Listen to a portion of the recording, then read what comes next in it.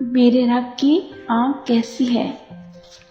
میرے رب نے قرآن مجید میں اپنی آنکھ کی تعریف یوں کی ہے: کالی چیونٹی، کالی رات، کالا پہاڑ، کالے پتھر، ان چار اندھیروں میں میرا رب کالی چیونٹی دیکھنے کا دعویٰ نہیں کر رہا، بلکہ میرا رب یوں فرما رہا ہے کہ کالی رات میں کالے پہاڑ کے کالے پتھر پر چلنے والی کالی چیونٹی کی ٹانگوں سے بننے والے بے ضرر کالے نشان، میرا رب کہتے ہیں کہ میں وہ بے ضرر کالے نشان بھی دیکھتا ہوں۔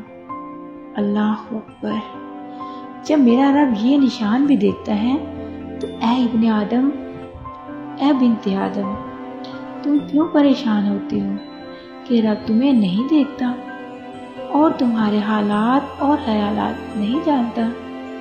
یقین کرو میرا رب ہر لمحے تمہارے ساتھ ہے۔